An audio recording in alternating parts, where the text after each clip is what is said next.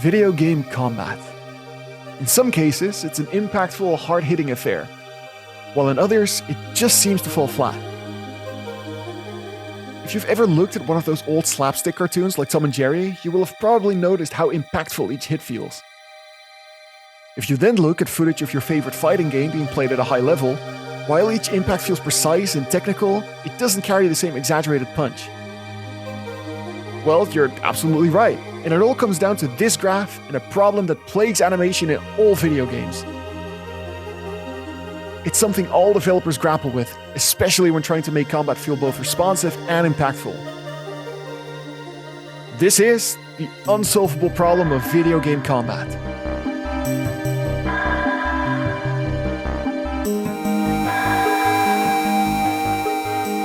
In the world of animation, whether in films, cartoons, or games, there's 12 foundational principles that have been revered by animators for decades. These guidelines help bring our favorite characters to life and make their movements and actions feel dynamic and believable. They are called the 12 Principles of Animation and were first introduced by Disney animators Ollie Johnston and Frank Thomas in their 1981 book The Illusion of Life. This book has been referred to by some as the Bible of Animation, so suffice to say, the principles outlined in this book are held in pretty high regard. The key purpose of the book was outlining guidelines that help animated characters appear to follow basic laws of physics, even when some of these principles deliberately break these laws to enhance emotional impact. These principles are at play in loads of places and even find their roots outside of animation. But the principles we're focusing on for the unsolvable problem of video game combat are anticipation and slow in and slow out.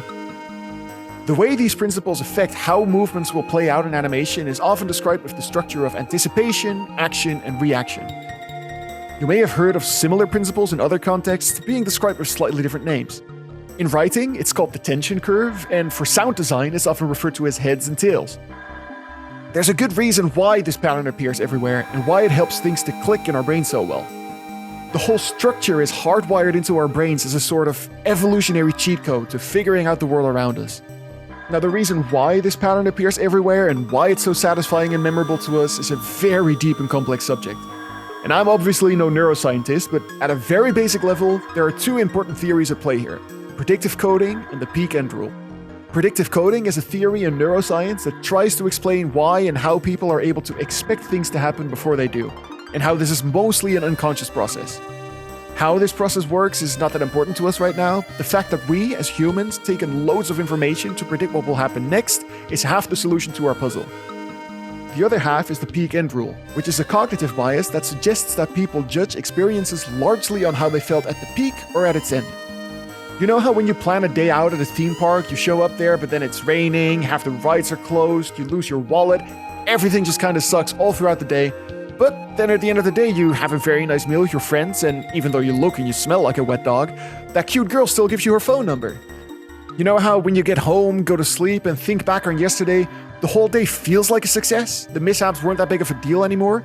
That is the peak-end rule at play. Our brains are wired up to predict what's going to happen before it even does, and remember things more strongly based on what happens after the fact. Combine these two principles together and you get the highly regarded tension curve, often visualized with graphs that look something like this. All of this just points to the idea that everything we experience, including animations in video games, have to follow a certain structure to feel impactful and memorable. This is the reason why every hit, crash, and wallop in those old cartoons feel so impactful. Now, why did we get it right in cartoons from the 1900s, but we fail to meet this expectation in so many games in the modern age? There's only a few ways players can interact with games. Most of these input methods are your typical mouse, keyboard, controller, touchscreen, but microphones and webcams can also serve as input devices for video games. As a developer, whatever input method your game uses, you will want to prevent the number one frustration of gamers around the world: lag. Frame rate stutters, network issues, physics slowdowns, and most importantly, input lag. Players need to be in control of their characters at all times. Any slowdown in this control is bound to lead to frustration, so developers have to implement various techniques and workarounds to keep players feeling like they're in control, even when that control is taken away sometimes. This problem pertains to all types of lag, and finding workarounds or trying to balance input and network lag are particularly difficult tasks. If you want to know more about solving this problem for network lag, I have another video about that coming up, but for input lag, or hardware failure, most developers stick to one simple rule. When the player presses a button, the game should respond to that input immediately. Now, you see the issue here. The animation principle of anticipation tells us that big, explosive actions should spend some time winding up. But the rules of game feel tell us you want an immediate response to any and all input from the player. Now, this is rarely actually considered problematic for the player, especially when we're talking about fast-paced action games, where the player is already feeling the anticipation from their own thoughts and movements in the real world. Simulating this anticipation is just not as important as immediately responding to player input. Instead, the people who are impacted by this much more are the audience and, importantly, opponent players.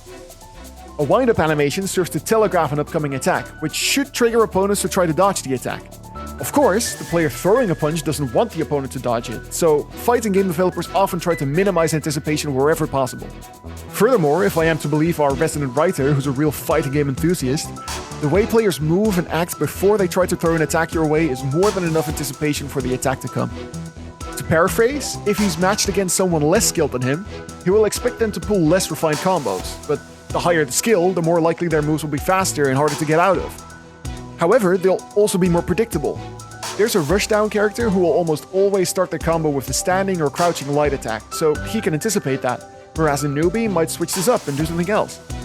With all of these conflicting principles to work with, you see how this becomes a gentle balancing act that highly depends on the type of game you're developing and how players and NPCs interact in that game. Unfortunately, by the sheer nature of this problem, there is no one-size-fits-all solution to selling the impact of player attacks while still providing snappy input response. Fortunately though, game developers have worked hard over the years to find various techniques to work around the limitations of this balancing act. This makes wind-ups and animations less frustrating to the player and less unnatural and snappy to opponents and audiences. But the exact solutions that can be applied depend very heavily on the type of game, the desired player experience, and the expected audience. One of the most critically acclaimed fighting games, the Street Fighter series, has some great animations that feel both responsive and impactful. The developers over at Capcom managed this through a few key rules. Most importantly, they don't remove wind-up entirely, but they do limit how long it's allowed to take, in most cases to just 3 frames of animation. Despite the brevity, these few frames are drawn with strong silhouettes to imply more grandiose motion than the limited time allows. Because these silhouettes register so strongly in our brains, even when we only see them for a split second, they leave a lasting impact on how we perceive the motion as a whole. Secondly, the action in the Street Fighter series is often bright with follow-through that employs plenty of stretch and squish, another key animation principle. And this doesn't just apply to Dhalsim either. All characters move in somewhat physically inaccurate ways just to really sell the oomph of their attacks. Similar techniques are also employed in modern games, and a great example of this can be found in Skullgirls. Lead animator Mariel Cartwright discussed this in her 2014 GDC talk, making fluid and powerful animations for Skullgirls. She pointed out that anticipation doesn't always have to take a long time for it to register with the audience, especially in fighting games where immediate input response is expected. This wind-up can be limited to as little as a single frame, as long as it has a particularly strong silhouette. After all, the most important thing of animation isn't how every frame looks on its own, but rather how all of them look together in motion. Another technique she discussed that's also used in a lot of other games is something called hit stop, where the game briefly freezes time at the moment of impact. This short pause really amplifies how weighty and forceful the attacks feel. This effect is so important to Skullgirls that Cartwright went as far as to say that animations that don't implement hit stop are perceived as watery or weak. Now, all of these examples apply to fighting games, where the most common game mode is PvP and both players need an equal playing field. In lots of games though, this is not the case at all. Games that have combat and mostly PvE settings can get away with much longer anticipation, because various programming tricks can be used to mitigate the feeling of slow reactions to inputs, all while retaining somewhat drawn-out wind-ups. A prime example of this is the Monster Hunter series. Of course, you're usually fighting incredibly large monsters that move slowly, but some of the monsters you encounter are quite agile. If you're faced against a small, agile Barrier, for example, and you're wielding a greatsword or a hammer, you're logically going to be outsped by it. However, since your enemy is controlled by program logic, the developers can subtly tweak just how long the monster takes to react to your swings, to give you at least a fighting chance. Most of these tweaks will be performed on the go as the player is facing off against the creature, and the game takes note of the player's skill level. As a developer, it's incredibly important to make these tweaks subtle and infrequent. You don't want players feeling like a victory was handed to them, no! You want the player to feel heroic for overcoming a great challenge, even when the odds are stacked against them. It's because of programming tweaks like this that animators can get away with long wind-ups in attacks in Monster Hunter, which truly helps sell the impact of the attacks in the franchise. Solutions for PvP and PvE games can also be mixed though. There are plenty of examples out there of PvE-only games with fast-paced combat that still pack a punch without too much anticipation. In the same vein, I expect there's also some fast-paced fighting games out there that have immense wind-ups that players need to deal with. Heck, just look at the Street Fighter series itself for a great example of those. It has light, medium, and heavy attacks, all with different lengths and anticipation as a central game mechanic. Let me know in the comments what kind of combat you prefer in your games, and what kind of games those are. If there's any games out there that have a really unique approach to combat, I would also love to hear about it. With all of these great ideas that developers at very successful studios employ, surely I can find a solution that works for Blightwatcher's case too. First off, there's a lot I can do as a developer that has little to do with animation principles to help sell the impacts. Adding fitting impact particles, punchy sound effects, potentially some screen shake, and of course, as mentioned before, hit stop. All of these techniques help to sell the weight and the power of an attack at the moment of impact, but not all of them fit every situation.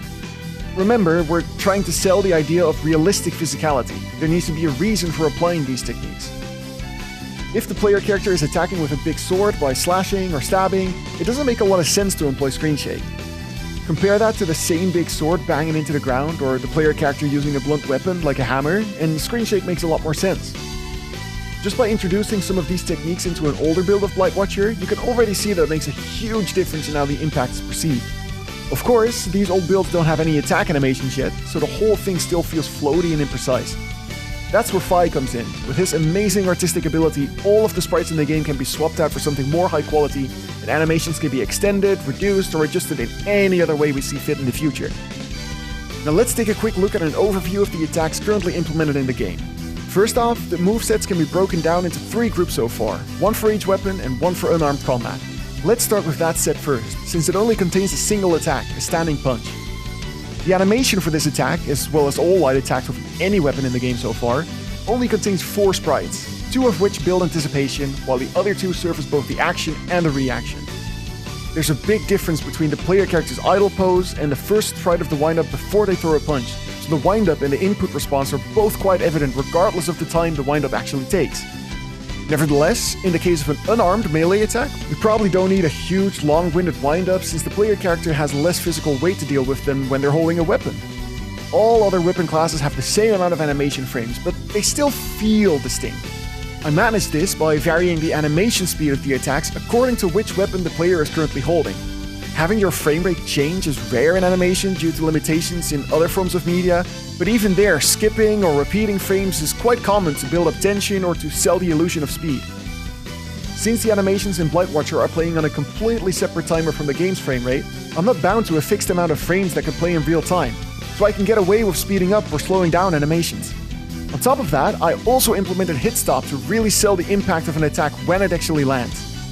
Hit stop freezes both the enemy and the player for a brief moment upon impact, while the rest of the game's world and animations continue on. This pause emphasizes the impact of the strike and can also be varied in length a little bit, to change how each weapon feels. This creates a stark contrast between the different weapon classes in Blightwatcher. Each of these different weapon classes has a few special attacks that can be triggered under specific conditions and inputs. These heavy attacks come with a longer wind-up, forcing the player to strategize about how and when to use them. As it's more challenging to land one of these attacks, the payoff, both in animation and in attack power, is substantial. The hit stop duration for heavy attacks is a bit longer, the particles shown on screen are more grandiose, and importantly, the damage done to the enemy is immense. Of course, these heavy attacks carry the inherent risk of leaving yourself vulnerable to enemy retaliation. This can be particularly frustrating if your player character is sporting a huge weapon and heavy armor while trying to fight a small, agile creature. Just look at the Jaggy in Monster Hunter. Those little bastards can overwhelm you in seconds.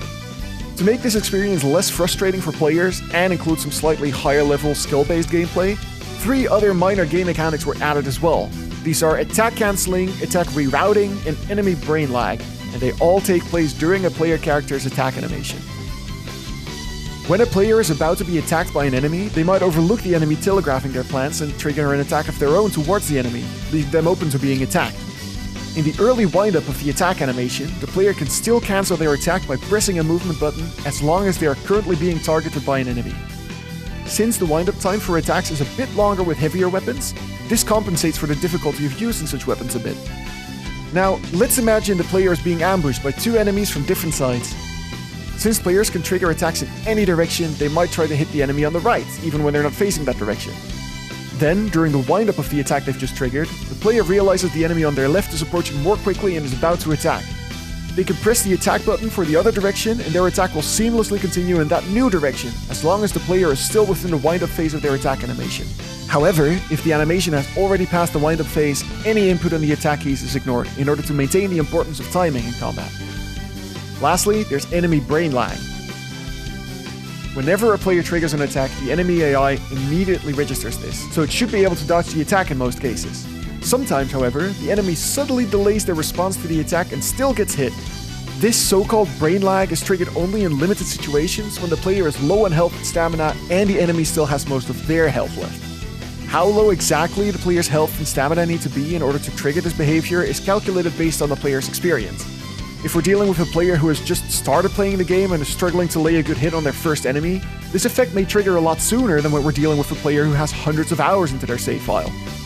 Balancing and optimizing how this calculation is done to keep the game feeling fair and consistent is a very difficult task, but it's absolutely worth it for the effect it has on the feeling of combat in Blightwatcher. With all of these techniques employed, combat in Blightwatcher is really starting to look and feel awesome, and I can't wait for the demo to be ready so you can try it out too. With the current state of the game, we're making good progress on the features required for the demo, and we can start focusing on the level design in the quest system. If you're interested in hearing more about those topics, or if there's any other feedback you have on the game so far, do make sure to leave a comment. I'll be sure to read all of them. If you want to know how we got to this point, check out my last video about how I built Blightwatcher from scratch. And if this video was entertaining to you and you want to see more, make sure to leave a like, subscribe, and hit the bell icon to keep up with Blightwatcher's development. Thank you so much for watching, and I hope to see you in the next devlog. Cheers.